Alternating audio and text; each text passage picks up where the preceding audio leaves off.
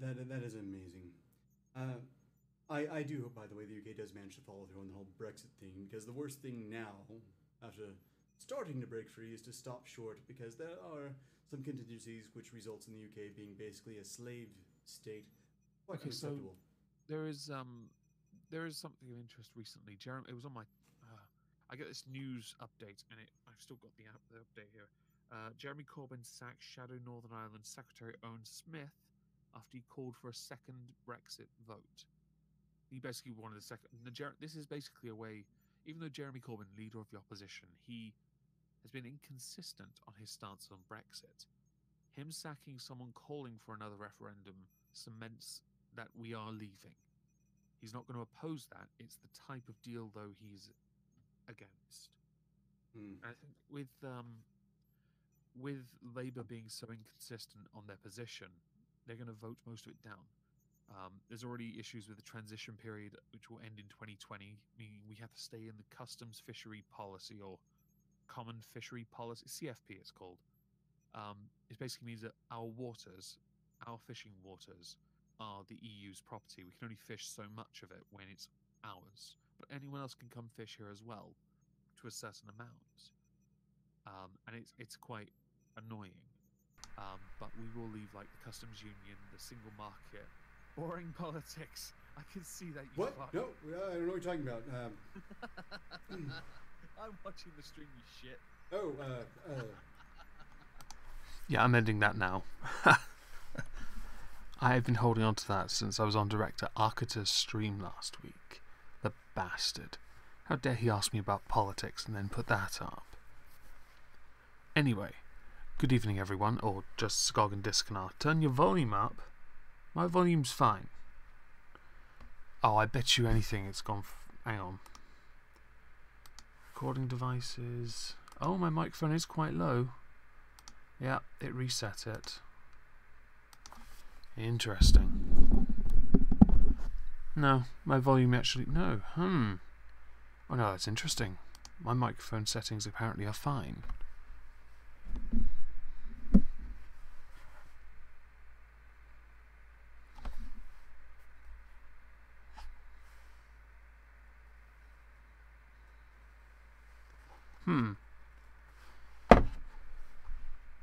It's any better now.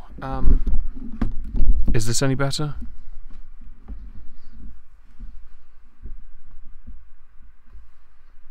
Can you hear me? Press 1. I don't know.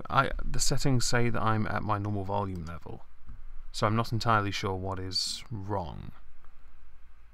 Oh, 1. Fantastic. Okay, I've essentially now just moved it right in front of my face, which means I'm going to probably lean back when I press play on the video. Fuck you all. That's what I'm going to say now. No. Okay, anyway, this week it was a video when you played... Oh, right. On my end, I heard the video clip quite fine. Fine, in fact. So that's interesting. Okay, well, lesson learned.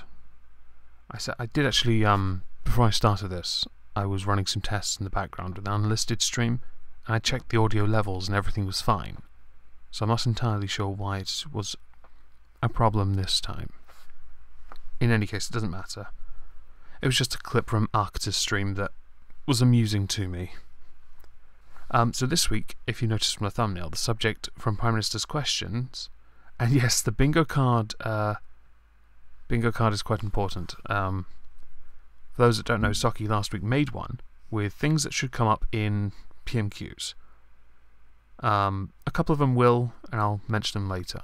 But anyway, the topic of this week's PMQs was NHS funding and mental health. And I was talking to a couple of people earlier today about this, because for the first time in a while, I'm on Corbyn's side. It's quite weird. He asks a question that actually has me on his side, and it stunned me into silence. So, let's just dive right into this. And yes, we're going to do the video this time. Hopefully, for you all, you're going to hear this as loud as I hear it. I've got the volume up a little bit higher than last time, because even though I was told by you in the chat that the volume was fine, when I listened to it back, the video audio was a lot quieter than me. So, yes. So anyway, the topics: NHS funding, mental health. I'm just going to start from the beginning, because it's a load of nonsense, and I figure why not? Just meh stuff we may as well just suffer through together. Questions to the Prime Minister. Mike Wood. Number 1, Mr. Speaker. Just a thing. How much longer does anyone think Theresa May will be Prime Minister?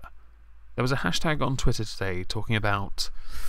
It was talking about the fact that we have 1 year left from Article 50 being triggered to finish negotiations, and then there'll be a transition period which we all know about and loathe, especially anyone that values anything with fishing. But considering how weak she is, and this PMQ will make her look very weak, you do have to wonder if she'll be, until it's done, and then she'll be, what, at best a 3-year Prime Minister? And yes, Socky, Corbyn said something useful. He also said some cliche things. So let's just get into this. Thank you, Mr. Speaker, and may I start by wishing you, all members, and everyone who works here on the Parliamentary Estate a very happy Easter. Parliamentary estate sounds like a council estate. Sounds like a cheap knockoff place. But then again, much like most council estates, the building you're in does need a lot of work done to it that will cost a lot of money and no one will actually spend it. Mr. Speaker, this morning I had meetings with ministerial colleagues and others. In addition to my duties in this House, I shall have further such meetings later today. Mike Wood. Under Conservative leadership since last May, Dudley Council has protected social care and other core services. This is going to be interesting. I have to stop this guy. This is a planted question. Obviously, they now have a gist of what PMQs is going to be about before, which is why the Prime Minister will probably look somewhat confident when she answers the questions. There's always a planted question before Corbyn. But I do think this is a pointless question. And we'll get to that soon enough. Will the Prime Minister reject the calls from the opposition to scrap the council tax referendum law, which prevents excessive council tax rises? First of all, I'm very happy to agree with my honourable friend, and he does raise an important point. And he also makes the point about the success of Dudley Council under Conservative-led, because people living in Conservative-led Dudley Council area pay among the lowest council tax in the West Midlands. And since taking control from Labour, the council has reversed Labour's street cleaning cuts, scrapped their plans to charge for green waste collection, and maintained the weekly bin collection. If anyone watched this last week when I streamed about it, there was a talk about Birmingham, which is a Labour-led council, completely fucking up the bin collection thing, which apparently is as big an issue as the Northern Ireland-Irish border, which I equally couldn't give a shit about. I don't know much about... I didn't have a chance to either, because I didn't really want to research this particular question. I don't know if councils set the council tax like bands, because I know that it depends on where you live. For example, if you live in a city, for example, I used to live in Norwich. Norwich has 5 bands. They're rings, essentially, are from the city centre outward. And if you're in one of those bands, that's the amount of council tax you pay. The further away from the city centre, the lower your council tax, which is handy. But I quite liked living in the city, so it was quite expensive, which I thought was pathetic for the services you got anyway. So it's very... And I'm going to skip ahead because fuck this. I too join the Prime Minister in wishing yourself and all members of the House, and indeed our entire community, a very happy Easter. Oh, okay, Davey. That would certainly explain why I see a number of traffic wardens lurking around my town, maybe to offset any kind of loss of income, so they work to targets to try and get as many cars as possible. They're very unpopular around here. I would also assume that's why I've seen quite a number of oh, I don't know what they're called. kind of like environmental officers. They catch people who drop a cigarette and put it out on the floor and leave it, and charge them £75 for every single one. Yeah. This week is Autism Awareness Week, and I welcome the work of the National Autistic Society and others. I promise you, I am not going to make autistic jokes. I am not going to drag an image of Spinosaurus-Kin onto the screen, because that's effort. I am going to quickly point out that there's a lot of... I don't know why people get so serious with the subject of autism. And I sound somewhat naive when I say that, I know. But to me it just sounds like a social issue and a learning issue. It doesn't sound as bad as it's always played out to be. So I don't understand why people don't like it when you make jokes about it. God's sake, people still say the same thing about dyslexia. It should be treated seriously. No, no, no. They're stupid. That's it. It's the joke. It's funny. Even my family that are mostly dyslexic, sorry, stupid, get the joke. Mr. Speaker, I hope the whole House will join me in paying tribute to the families of Connor Sparrowhawk and Teresa Colvin for their dignity in campaigning for answers about the deaths of their loved ones at the hands of Southern Health. Last week, the Health Service Ombudsman said too many patients suffered failings in mental health care involving violations of the most basic human rights of patients. How confident is the Prime Minister that deaths like Connor's and Teresa's could not happen today? Two quick things. One, you might notice this. They're all wearing a purple badge. That's new. I knew they were introducing it, but I didn't know they were introducing it now. That's interesting. The second thing, there is, and Corbyn is going, I hate to say this, Corbyn is right. What's up, Irate Bear? I'm afraid this isn't Downs Awareness Week, it's Autism Awareness Week. Or month. I don't know. I wonder if we're going to get to the point where instead of having months or days or weeks named after, we should just have calendar month names changed entirely. So we could just call March Autism. And whatever the National History Month is for black people, we'll just call it Niggerary. Shit. Oh. Yeah. The second thing, and there's going to be a lot of talk about this, and I've got quite a lot of sources in the description about this, about suicide and about mental health and about autism. There's a lot of autism. Oh dear. Where is it? Damn. Oh yeah, here it is. Yeah, because I had to be sure about what I was going to say. For example, most people know autism as Spinosaurus-Kin. Let's face it, that is the epitome of autism, as if there's an epitome to it. Press one bigger, fam. Everyone press one. Just honestly. Yeah. So I had to quickly just, so I knew that I was absolutely sure about what I knew. For example, autism spectrum disorder is a condition that affects social interaction, communication, interests, and behaviour. Essentially, Spinosaurus-Kin. Of course, there are many different types, much like there are many different types of many different mental health disorders. I get it. But I thought I'd include that as a nice little piece of information, along with there being absolutely no cure. Apparently, dank memes are not a cure for autism, because they don't get it. Yeah, I said that.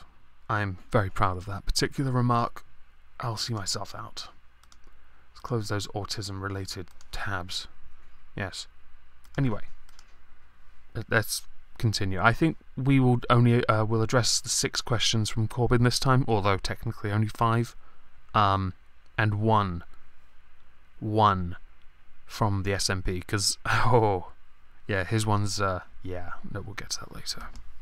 Can I say to the right honourable gentleman, he does raise a very important point. I think that, first of all, there have been significant steps taken in raising awareness of autism and ensuring that there is support available for those who are on the autistic spectrum. But the very sad deaths we saw of Teresa Colvin and Connor Sparrowhawk do raise very real questions. I join him in paying tribute to the families for the way in which that they have campaigned on this particular issue.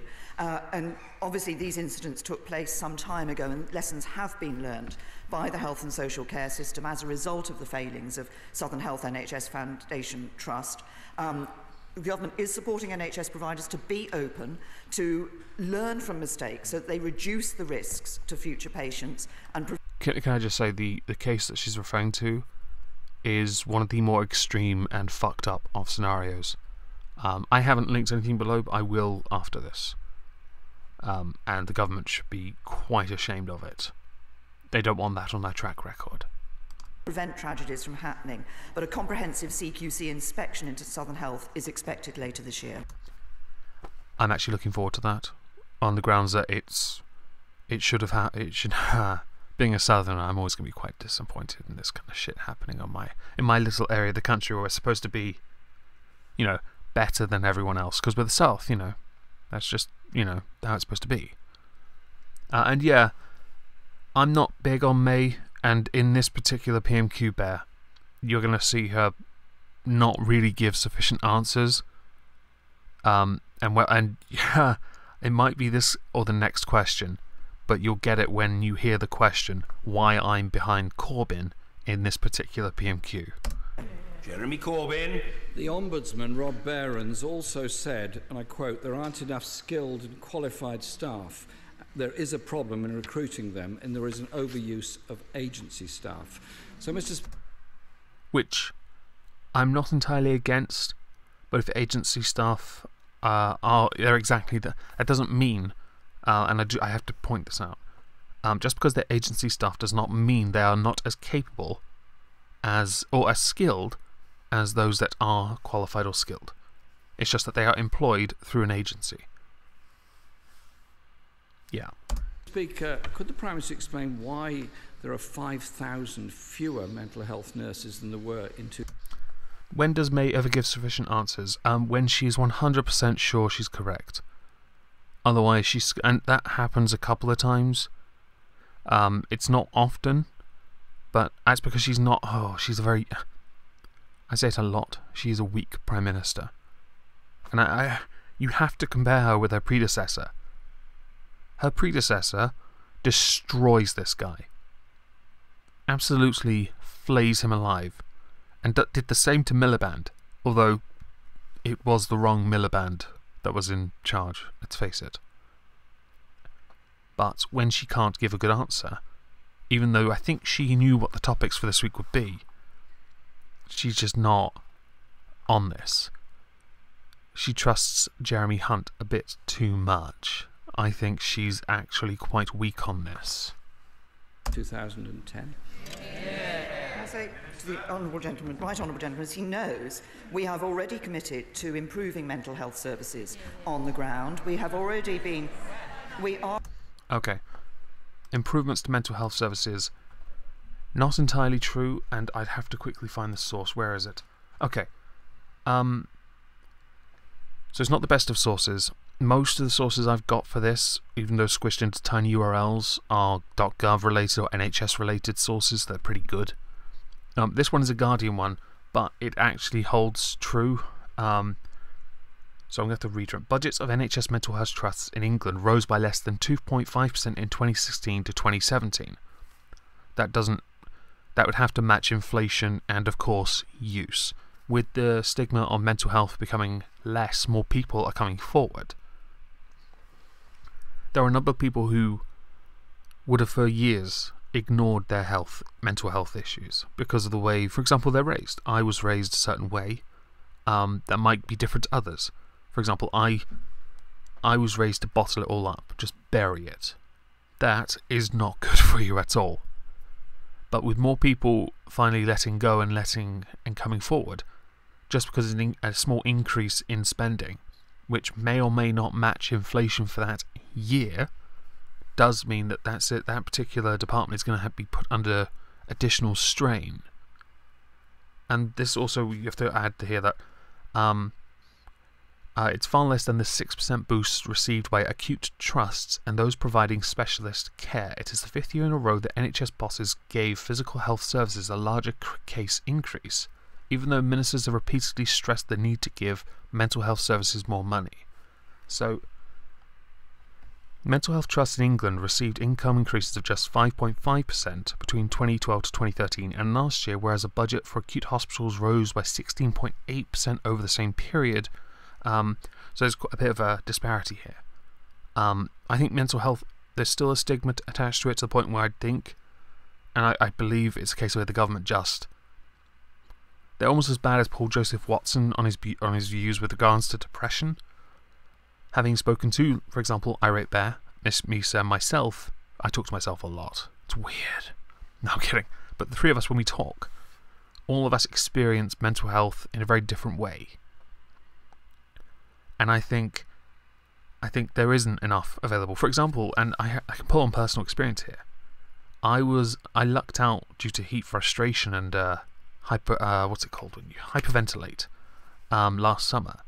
I managed to get an appointment on the day, but I struggled to get appointments with my doctor with 2 months' notice before medication runs out.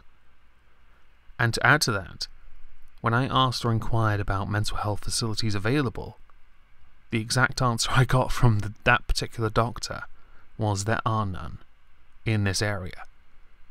And he recommended, and he didn't recommend anything actually, Irate Bear recommended some online services because that's all that was available, which is quite sad really. You'd think that there will be more done to help people in those situations, but there isn't. It's a failing from our government that we have to rely on. I'm not against it, but we have to rely on other services. I can't remember the name of it, but Irate Bear knows what I'm talking about. Anyway, when the NHS does not sufficiently fund or receive funding sufficient enough to cover mental health, while they set their budget, they are incorrect with regards to mental health. Let's close that. There is from fullfact.org, there is a claim that CCGs increased their spending on mental health by 6.3% last year, while their overall funding increased by 3.7%. The conclusion is supposedly that this is the increase in spending by CCGs on mental health compared to their overall core services budget allocation. The figures don't account for that inflation. Factoring in that, mental health spending went up 3.9% in that time, and overall budgets went up by 1.5%. Doesn't sound right, does it? Yeah, there's more to that, but I think we will continue with the Prime Minister's precious little answer, because it's the third question now, I'm sure of it. And I think a lot of you might get it. Are putting extra money into mental health services. I'm pleased to say that around 1,400 more people are accessing mental health services every day compared to when we came into power. And of course it is this government. It's not a pissing contest. I'm going to say that a few times. And it's going to annoy me. But just because you claim to be doing more doesn't mean you are doing more. And unfortunately in this instance, and it's going to get worse for you, you're not. That has ensured that we've given parity of esteem to the treatment of mental health in the National Health Service, and are increasing the training and recruitment of people to provide those mental health services. This is about the NHS, it's also about services in our communities. And it's also about ensuring that we can intervene at an early stage for those young people who develop mental health problems, which is why I'm pleased to say I was pleased to launch the initiative for there to be training in schools so there's a member of staff who's able to identify mental health problems and able to ensure that young people get the support they need. I did see a tweet from somebody, I believe they're called True Labour. It had quite a number of likes and retweets. It indicated that I think it was a bit of a straw man, but they were like, so May's solution to there being not enough people in mental health services is to teach teachers to treat mental health conditions. That's not what it says. Have I got Twitter open still? Oh, I do. Ha! Is it here? Ah, here we are. So the tweet reads: Corbyn, he said there are 5,000 less mental health nurses than in 2010. May's response: mental health isn't just about health service. We're training teachers to deal with it. It's not exactly very good. Obviously, he's not quoted entirely true, but it does come across that way. I do vaguely recall in 1996, when I was in secondary school, 97, sorry, there was one person throughout the entire school. Their job was to ascertain those that were stupid, dyslexic, and, give them additional classes. Anyway, where is it? Here it is. To the gentleman, to anyone who pushes for men's rights, you might like this. I think this is the question. Jeremy Corbyn. Yes, Mr. Speaker. In 2012, the Health and Social Care Act did indeed embed parity of esteem into law, thanks to a Labour amendment introduced in the House of Lords.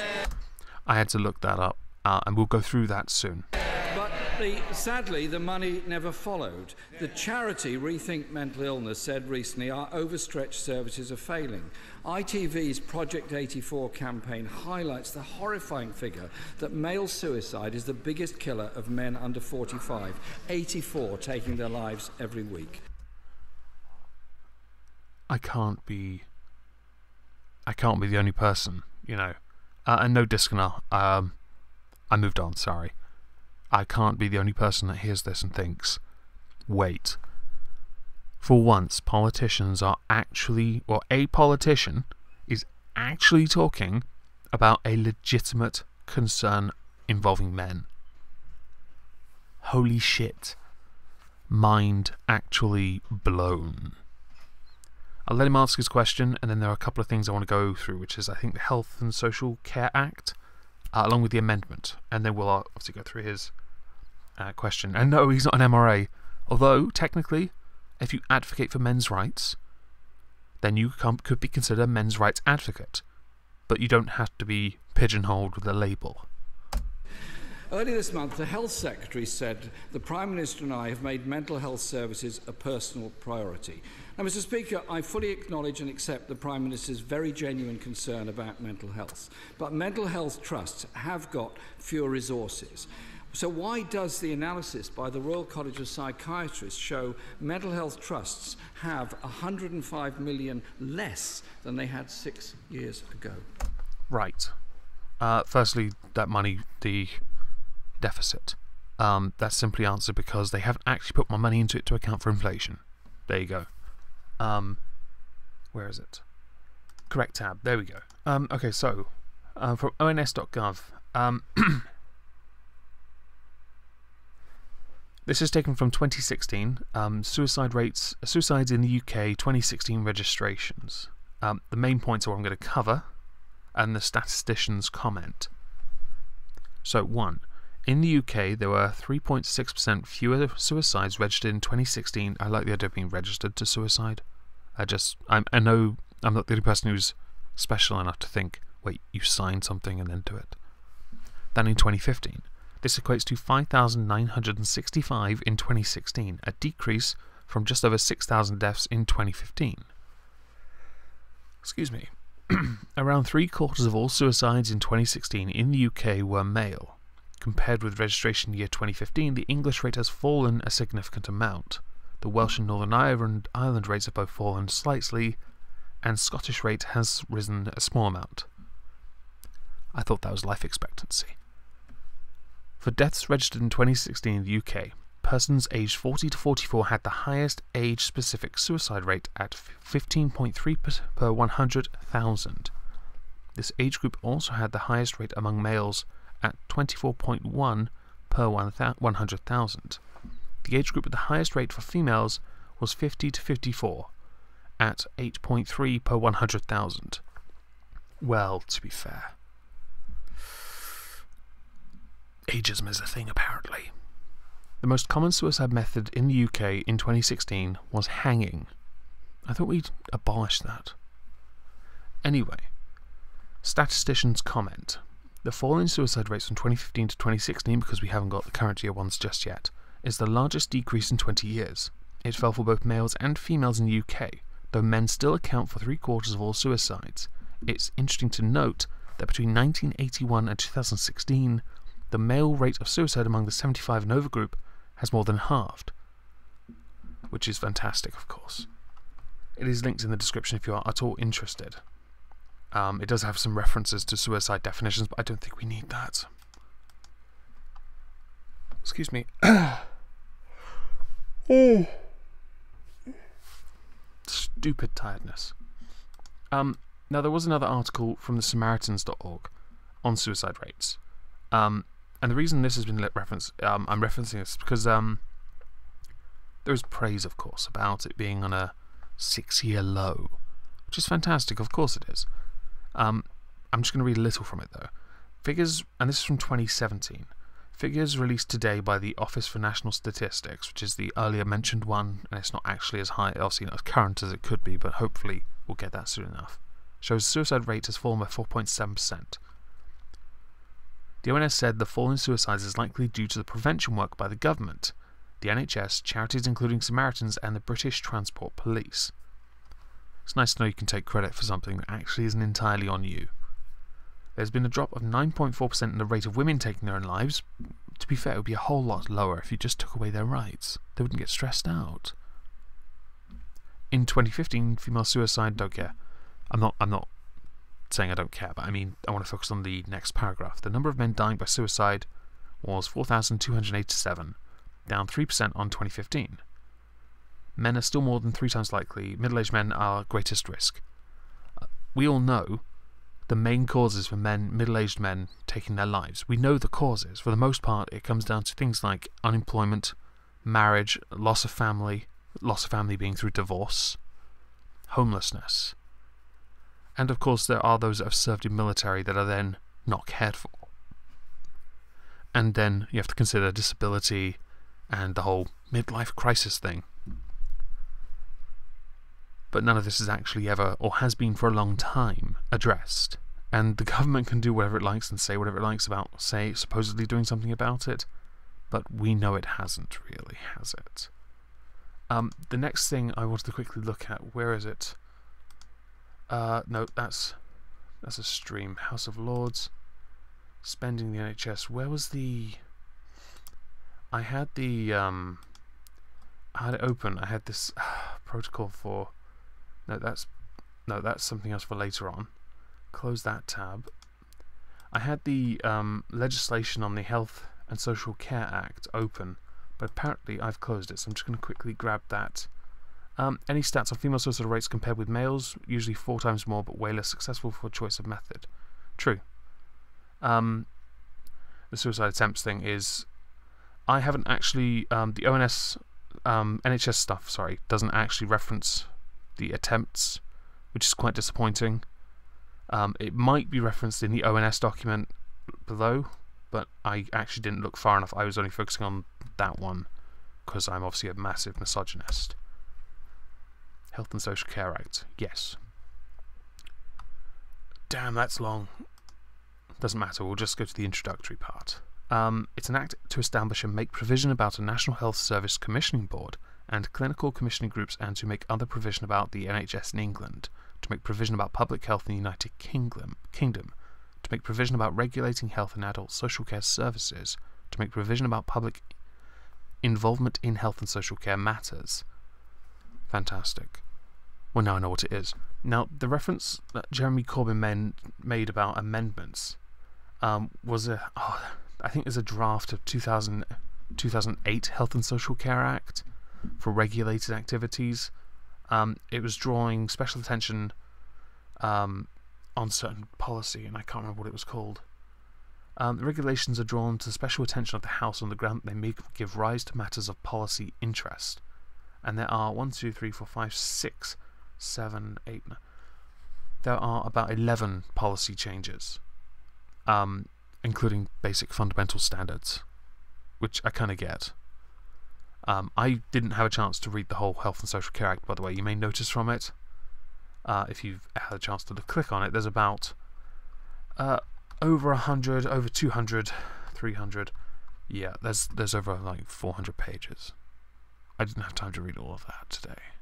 I do apologise. But it is quite important. Obviously, with that being as big a policy as it is, it's understandable amendments would come into place or be championed if it wasn't meeting up with current year standards. So the 2008 amendments that I know about, and I think 2014 as well, are understandable because the bill came into place in 2002. So yeah, that's fine. So let's hear Theresa May's response to this.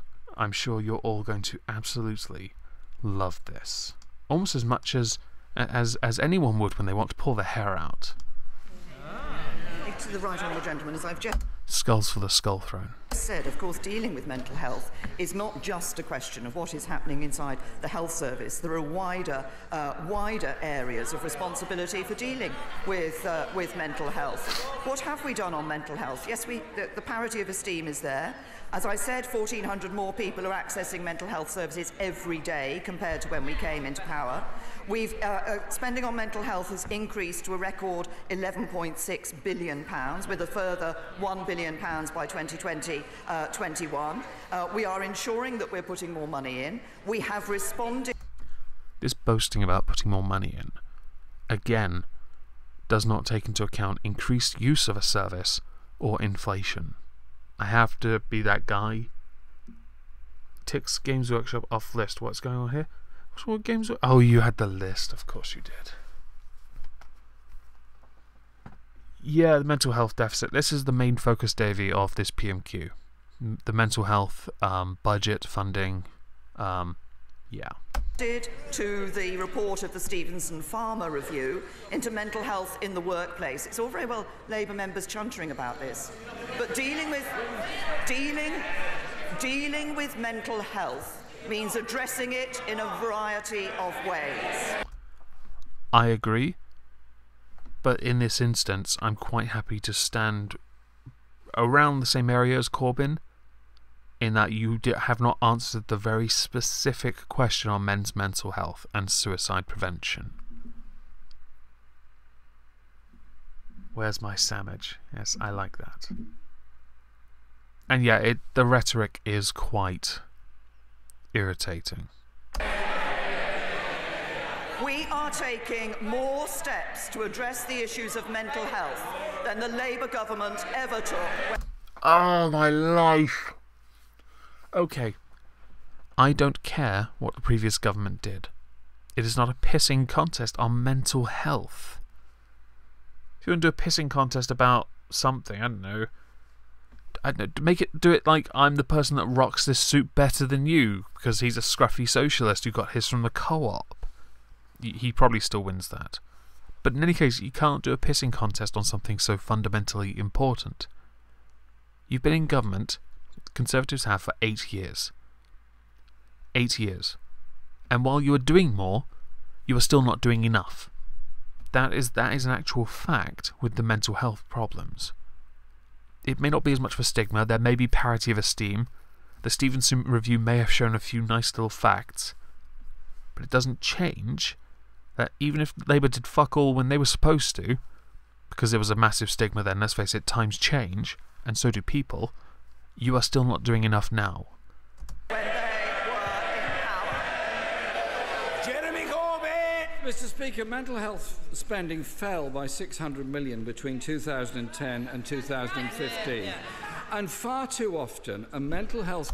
If I remember correctly, some services were either sold off or gotten rid of entirely. So I think that the claim of £600 million less comes from cuts or selling off. crisis has to be... I have to go back a few seconds because I know Socky will want to hear this. Socky, you're going to want to hear this, and this comes up every week. Mr. Speaker, mental health spending fell by £600 million between 2010 and 2015. And far too often, a mental health crisis has to be... There you go, Saki. Crisis. Cross that off your list. dealt with either by police, friends or neighbours or people in the community, and too many of our fellow citizens suffer alone because there are insufficient staff to help them at a moment of crisis. It is quite clear that the mental health budget is... To address you, Sir Blue-Footed Booby, the Speaker, all he has to do is just declare things, maintain order. If you notice this week, unlike previous weeks, there has been far, well, certainly if you compare to last week, there's been far less interruptions, far less banter. I think the gravity of this particular subject, even though it's not on Brexit, which surprises me, nor the supposed the claims of corruption in the election, for a referendum that is, or the Cambridge Analytica bollocks. There you go, Sukasaki.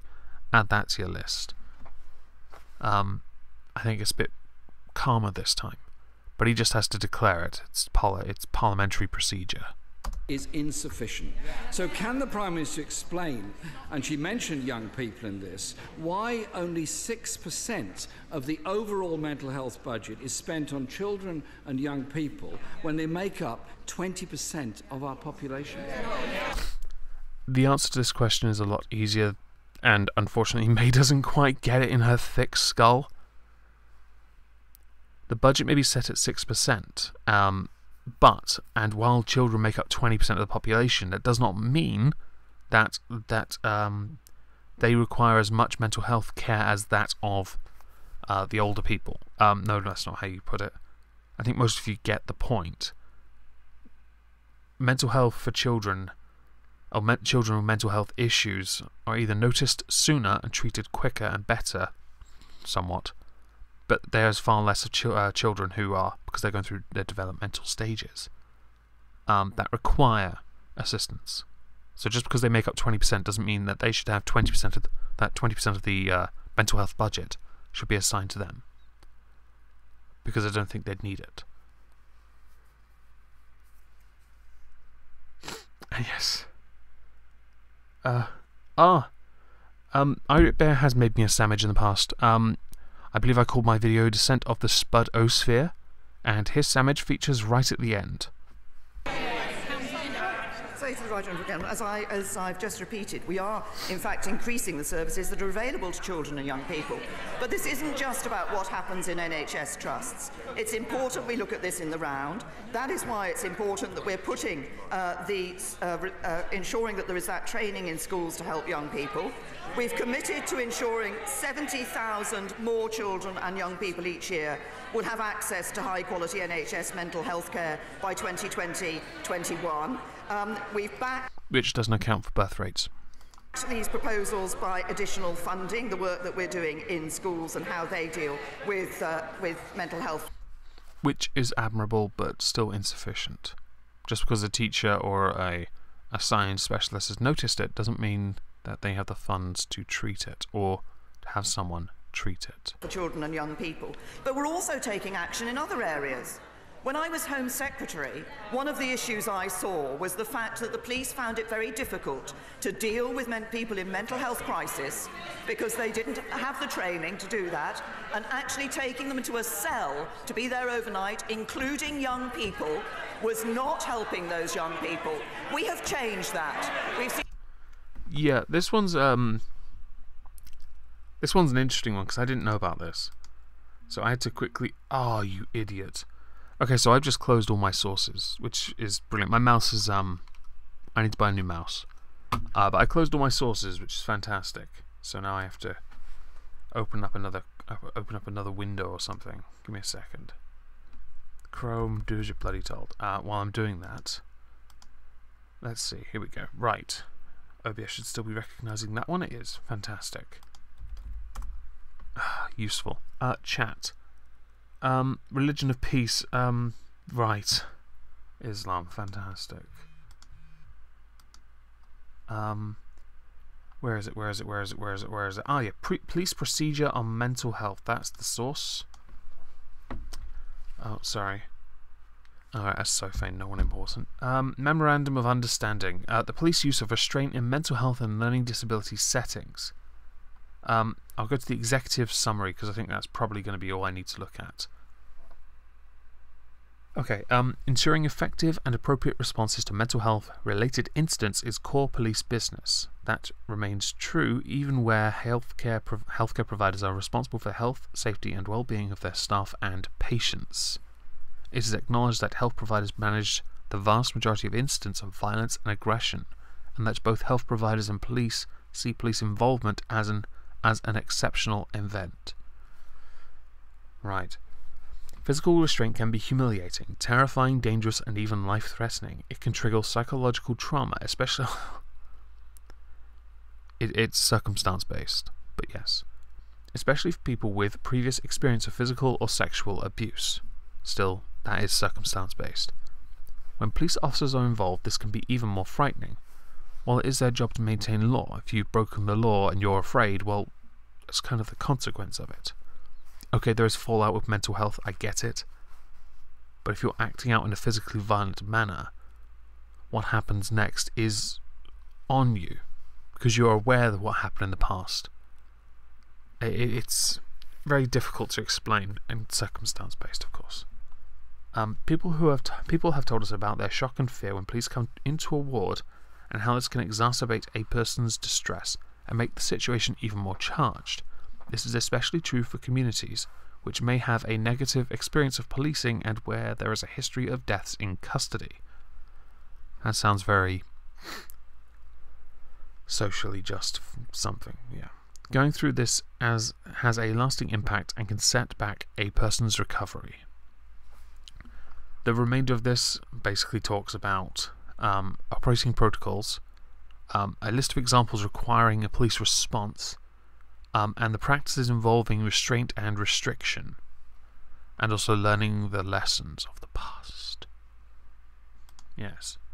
Anyway, let's proceed with this, because, yeah, this is going to get good. Seen a dramatic reduction in the number, and we have made clear that young people will not and will never be taken to a police cell as a place of safety. A police cell can be safe. Totally, I'm sure. Well, ask Goodfellow or Dankula. You know, I'm sure they loved all the time they spent in there. Mr. Speaker, I fully acknowledge the work the police do in helping people in a mental health crisis. My point is there should be more mental health professionals to help people in a crisis. Half of all enduring mental health conditions actually materialise before the age of 14. Spending on child and adolescent mental health should be a priority. Instead, sadly, the number of child and adolescent psychiatrists has fallen. Yeah, just the thing, the spending as a whole, you don't need to assign it to children or adults. The deficit is a deficit regardless. I know that Jeremy Hunt last week in Parliament, and I was watching it, but I wasn't paying as much attention as I should have. In hindsight, I should have. He was talking about spending and recognising mistakes and like the pay increase stuff for the staff, who had basically gone through a pay freeze, I think, for a long time. You know, I feel good for them. They're getting the money they deserve. Well, not really. They'll never get the money they deserve. But I remember this all coming up. But nobody really challenged him on mental health. I know the buck stops with the Prime Minister, but these particular questions now should have been hammered at Hunt. He's an arrogant-looking cunt. He kind of deserves a bit of abuse. By 6.3%. There has to be a priority in fully staffing our children's and young persons' mental health. That was a statement. I'm not. Remember when I said there was 5 questions, not 6? Yeah. Where there was a question at the end of that, Mr. Speaker, but I will repeat the point. No, the issue of young people's mental health is a very serious issue.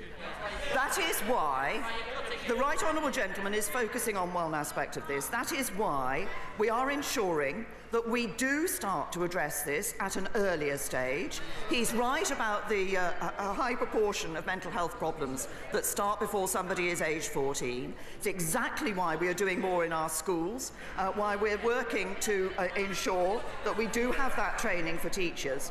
But there's a wider issue here that I'm sure that everybody in this House will recognise. Because when I go and talk to young people who have developed mental health problems, when I hear from them about the problems that they're facing, sadly, one of the issues that puts...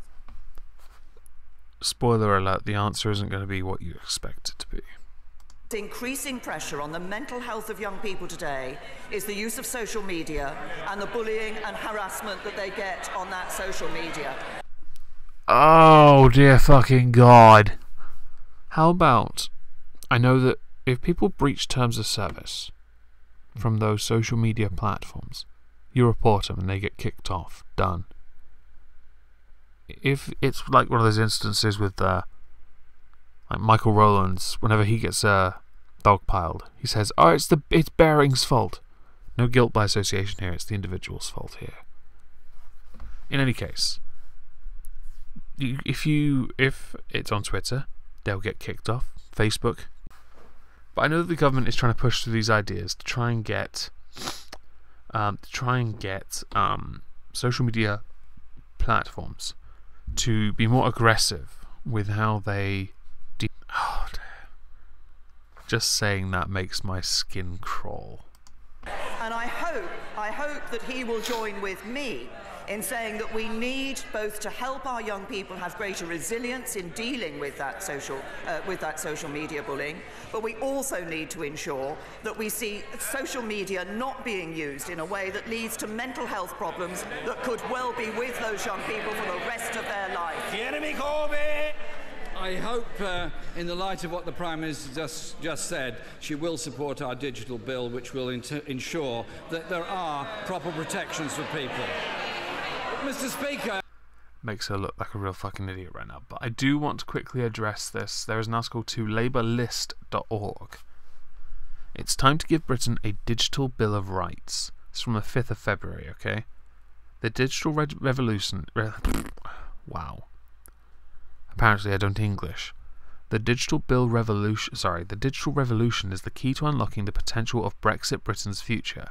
If we get things right, a digital nation could create new businesses, better paid jobs, and be a place where we bring people closer together. That is why the government should set a bold goal, that Britain becomes the world's most advanced digital society, but that won't happen unless the digital world is a world of trust and safety, and today trust is frankly missing. Cybercrime is in the rise, that's what he's written. Previous estimates from Action Fraud show as much as 70% of all fraud is cyber-enabled. Public services like the NHS, which hold vast quantities of highly sensitive personal data, have been hit by malware. And when it comes to social media, less than a quarter of Brits have trust in the likes of Facebook, Twitter and Instagram compared to the 61% who trust traditional media, due to the rise of fake news and concerns about bullying and spread of extremist propaganda. The problem is especially stark for children. They are not a small or marginal group of internet users. In fact, children make up 1 in 5 of all internet users in Britain and 1 in 3 in the world as a whole. Yet, countless reports warn of the negative impacts of social media on them. The NSPCC, National Society for the Prevention of Cruelty to Children, cites social media as a major cause of the increase in children being admitted to hospital after self-harming. To be fair, when someone goes and tells you to drink bleach, and you then go and do it, you brought it on yourself. If someone told you that when someone hurled a meme at you, it was a sick burn, and you go burn yourself as some kind of... bringing a metaphor to life, you brought it on yourself. I'm not downplaying this, I'm just making a joke. This can't be dismissed as the hysteria of the ignorant or the technophobic. Oh, fuck off, Labour List. I don't want to be a member of your little daily crap. Children must be put at the heart of any internet safety regime. The Data Protection Bill currently before Parliament has been criticised, which is the... yeah.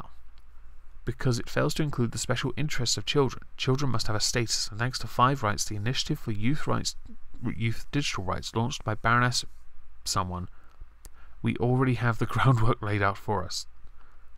Right. We need to be bolder in building stronger institutions to enforce these new rights. The Information Commissioner's Office is the existing enforcement agency, but it is not properly resourced.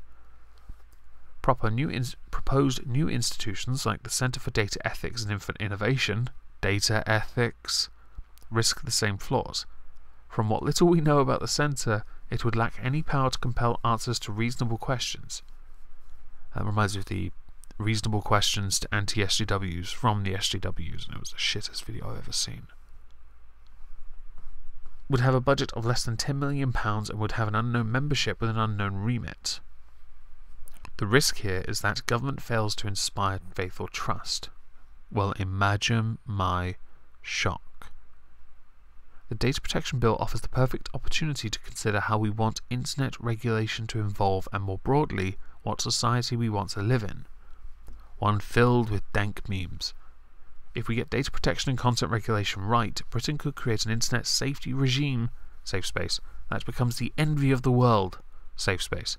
We get it wrong, and we'll leave our economy weaker, not so safe then, our institutions vulnerable, and our children at risk of abuse. There's a fine line, apparently it's totally subjective, between abuse, criticism, banter. Oh, and grossly offensive. Of course, this all depends on when you're stood in front of the judge and they tell you what you were thinking. Okay. Now the comment underneath this reads, and actually I quite like it, the quote, that Britain becomes the world's most advanced digital society. Twaddle.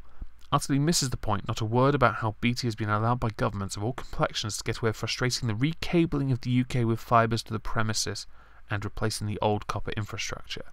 BT own a fucking boatload of the lines. I have fibre optic, and my upload speed is 4 megabytes a second, megabits Mbps. It's just not good enough. It's lower than some people in bumblefuck America states, you know. I think Magog gets 1 megabit more than me. It's ridiculous. Anyway, let's continue with this, this. Look at that arrogant fucking idiot. Mr. Speaker, a young woman wrote to me this week who's been diagnosed with borderline personality disorder and is regarded as a high suicide risk. She was told to wait 3 months for an appointment. That was cancelled and she had to wait a further 3 months. It is very hard to explain to someone in that situation why they have to wait all those months for an appointment while they're... Totally relatable, but not indicative of... it's not indicative of a larger trait. It is an isolated instance. Yes, there are a number of them, but they're not big enough. It's quite tricky to explain, and I'm too retarded to do it. We're in a very desperate situation. Mr. Speaker, mental health affects us all, and it's welcome that there is now much less stigma surrounding mental health. However, our NHS is in crisis. The crisis is particularly acute in mental health services. Despite legislating for parity of esteem, the government has... Damn you, Priestess of Keck, I think it was. Yes. I would argue that I live in an area that's quite... Even my area, in fact, it's not that densely populated. We're all quite close together. You've got to remember here that the entirety of the United Kingdom is about the size of a typical American house. That's how big our entire country is. And yet you want to see our palaces? Failed to fund it. We have fewer resources for mental health trusts, fewer mental health nurses, fewer child and adolescent psychiatrists. So will the Prime Minister commit to... To answer Nota Rose, we can, but it's not regulated or subsidised, so the rates are pretty high, to the point that we can't afford them, especially those typically affected by, for example, depression. the majority are low income. Sadly. Ring fencing NHS mental health budgets to support those going through a mental health crisis at a time they most need our help and our support. I think most of us can agree now that he's had all 6 questions. I tend to agree with Twitter. While not the best questions, quite a number of them, he did better in this than he's ever done. And he did better than me. And you're about to see the final proof that he did better than me. And I say to the Right Honourable Gentleman that the National Health Service is receiving extra funding from this government, extra funding for mental health and extra funding for other services. Since November, my Right Honourable friend, the Chancellor of the Exchequer, has announced an extra £10 billion which is going into our NHS over the next few years. Why are we able to do that? We're able to do that because we take a balanced approach to our economy. That means keeping our debts down. It means ensuring that we are investing in our public services like the NHS and mental health services, and actually keeping taxes down for ordinary working people. Labour's approach would mean increased debt, it would mean less money for mental health services and higher taxes for working people, and ordinary working people would pay the price of labour. It's not a pissing contest and you didn't win that. This is why I'm not best impressed with you this week. I did actually ask you on Twitter, Mrs. May, about your views on mental health. It's quite sad.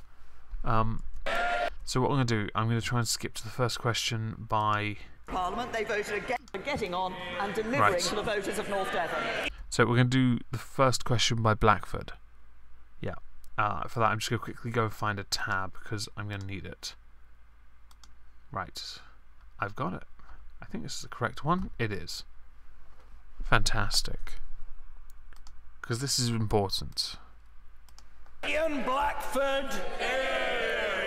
Thank you, Mr. Speaker. The public... If I could be bothered, Sockie, I would time you out for that. Slander. ...must have trust in our political process. Does the Prime Minister agree with me that transparency in political campaign spending and the integrity of electoral laws across the UK must be upheld? And will the Prime Minister join with me in saying that all allegations of improper spending during the EU referendum must be fully investigated? I totally agree that if there was improper spending by either campaign, it should be investigated. Of course it should, because if there's a breach of rules, it has to be. For this, we need to now look at the UK law on campaign finance. Now, the basic summary is legislation to prevent excessive spending by electoral candidates has been in place since 1883. The UK system of regulating campaign financing focuses on limiting the expenditure of political parties and individual candidates, rather than limits on donations that can be received by these parties and individuals, combined with a transparent reporting system of donations received and election expenditure incurred. Where is it? Oh yeah, the donation part. There are no limits on the amounts of donations that political parties may receive. However, there are laws that govern who may be a donor, as well as limits noted above on spending by political parties on campaign expenditure. This obviously not entirely related to Leave and Remain campaigns, because these aren't political parties. This is campaign. Until the Electoral Administration Act 2006, donors to political parties were legally obliged to report their donations to the Electoral Commission by January 31st of the year after the donation was made if they donated more than £5,000. This provision was repealed, as in practice it had been of little use. Foreign donors other than registered British electors living abroad are not considered to be permissible donors. If a donation is received from a donor that does not fall into these categories, the political party must return the donation, or, if the donor cannot be identified, return the money to the Electoral Commission. If the Electoral Commission believes that the political party has received donations from a non-permissible source, they may seek forfeiture orders in the courts to recover from political parties the value of donations. Now, there's more about you reporting the requirements for donations and the expenditure, financing for individual candidates. There are some issues with spending limits, and along with donations for election expenses, donations for electoral candidates.